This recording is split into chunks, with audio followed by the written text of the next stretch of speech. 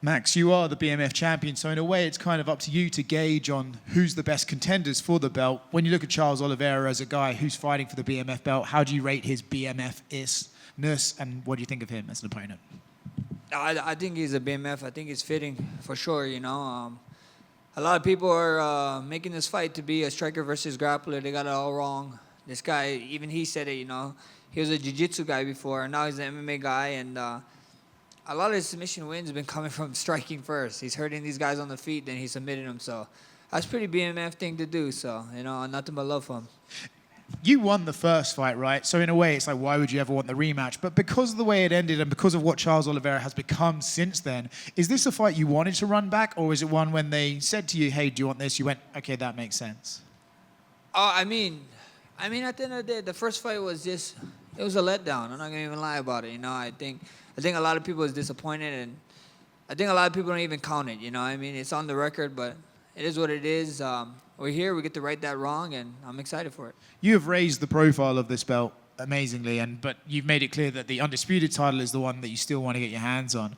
When you get that for opportunity and fight for the belt, would you hold both of them at the same time, or would you say at that point, like, hey, I'm going to give the BMF up for other people to try and fight it, and I'll be the undisputed champion?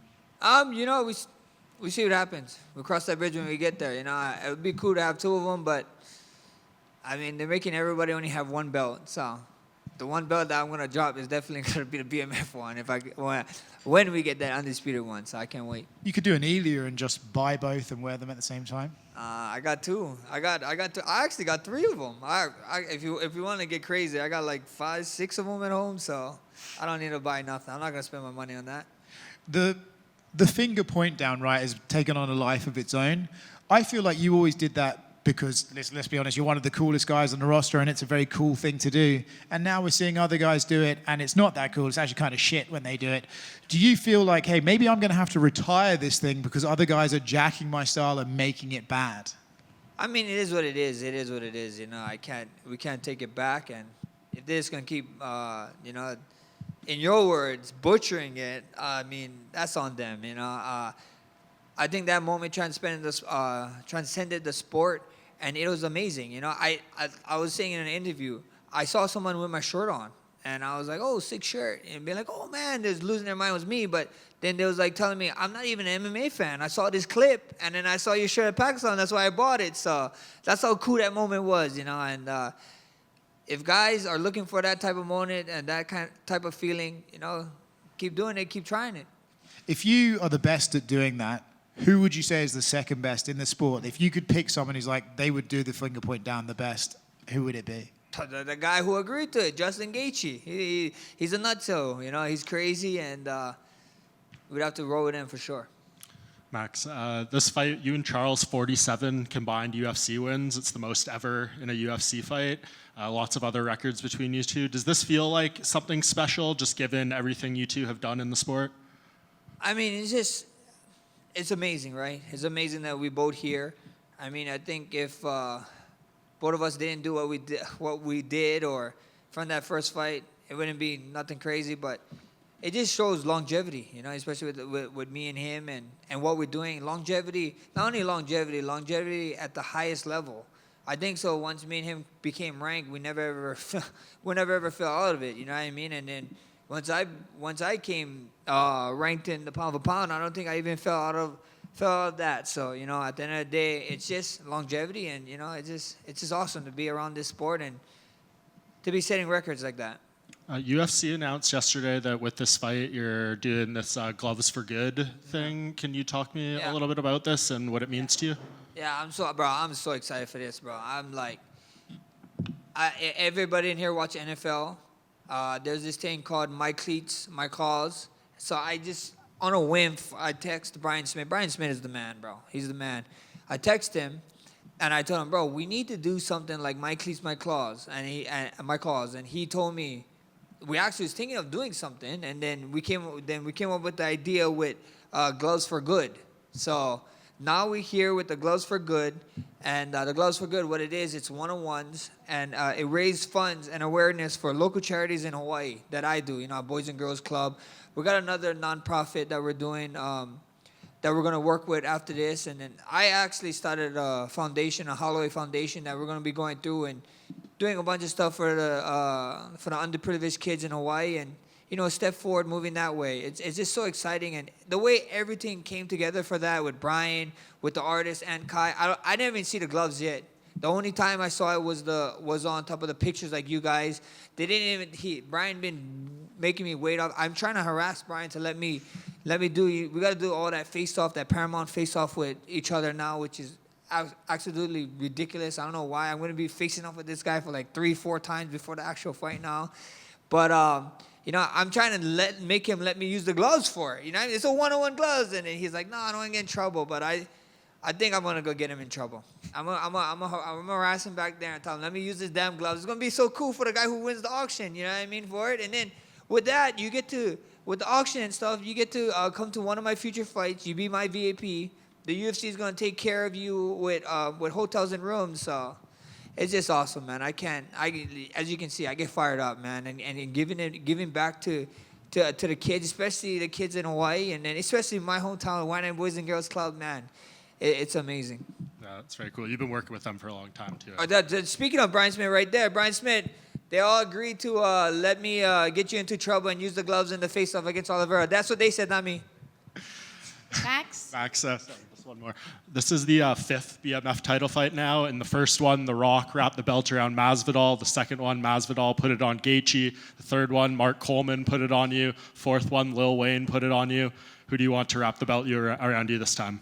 The true BMF. If you guys look at my shirt right now, the real BMF is my wife. I would love her to wrap the belt around me. So if everything go great there, you best believe I'm gonna be asking Dana White, be like, hey Dana, let my wife do this. She's the real BMF. Everybody think I'm the BMF, got the title.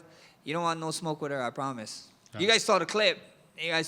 Bro. Her hand speed is ridiculous, bro. And we didn't fast forward it. There's somebody walking in the background for it. So thank the Lord that happened, because a lot of people thought we fast forward her hand speed. I asked Charles the same question. He said he wants his father to do it. So it seems like it'll be a family affair no matter what. Yeah, that'd be sick. I did see Charles that. If I had my way, dead or alive, I wish my grandpa could do it. I wish he was here with us and he could be seeing what I'm doing. And he probably slapped me in the back of my neck for, the things that I decided to do in my life. But we're here now, Max, speaking of women's MMA, I have a question for you, Natalie from Rolling with the Punches. What 2 women would you like to see face off for a women's BMF title? What 2 women? Yes. Oh my gosh. She that's funny. I don't want to butcher her name. What is the ex-champ? Chinese? Weili? Weili, yeah, Weili for sure. Okay. And Weili and maybe, man, I don't know who else. I'm brain farting right now. Everyone has said Amanda Nunes. Amanda Nunes would be sick, but that's so big of different in weight class. But I forgot Amanda Nunes. Technically, Amanda Nunes is still retired because she didn't step in the octagon because her fight got canceled. So Yet. don't take it on me, Amanda. Sorry for forgetting your name. Thank I don't you, even Max. want to fight her. And then last question. How important is flexibility to you, and how does that play into your striking skills when you're fighting? I think flexibility is super important to anybody. We're getting much older in age, so flexibility is important, and it's just day-to-day life, not even fighting. It's just everybody needs to. If you're not stretching or rolling out, do you guys a favor and please start doing that, because it catches up with us. Thank you, Max. Right here. Max over here. I don't know if you saw, but Charles did that Q&A with a bunch of Brazilian fans. And he said that for the point down, he has the option to stand and bang with you because he knows he can do that. But you don't have the option to take him down based on his skill set. You've also said it would be pretty BMF to submit the guy with the most submissions in the UFC.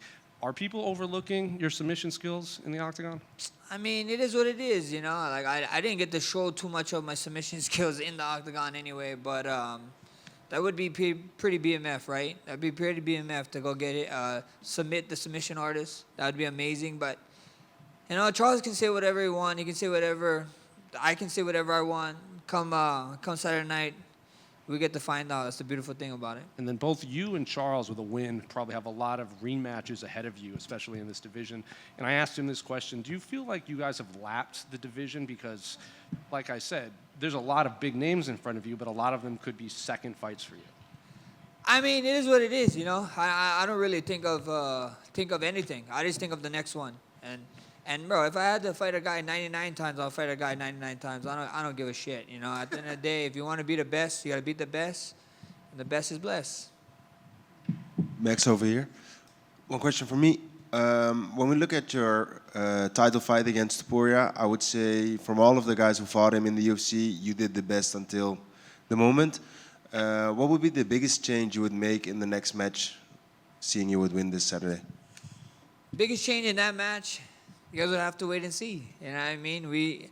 Of course, we take him down, but right now, how much times you guys was here and Charles Oliveira was people's opponents, and you guys was asking them about the future, and they'd be like, oh yeah, I have this grand scheme of things and everything, and then they end up being on the bad side of a decision or a finish. So I don't want to be that guy, you know. Right now we got Charles Oliveira. He's a killer. He's a legend, and I'm just focused on him right now. Good luck this Saturday. Thank you, brother. Hi, Max. You've often talked about Las Vegas being the ninth island, and we know that you haven't fought in Hawaii during your UFC tenure, but my question to you is, does fighting in Las Vegas feel at all like fighting a home fight? Oh, for sure. This is the ninth island for a reason. It's going to be a very pro-Hawaiian card come Saturday night. You're going to see the Hawaiian flags flying up there. It's going to be insane. And, yeah, you know, it sucks I couldn't fight in Hawaii, but next best thing is Las Vegas. There's a bunch of locals here. I mean, every corner you go around here, there's a Hawaii barbecue spot. So, you know, we're not that far from home. And I tell you this much, the taxes, if I was fighting in Hawaii and I got my ass taxed there, I'd be pretty sad. So the taxes up here in Las Vegas is nice. Thank you. Thank you, guys. You guys have a good one.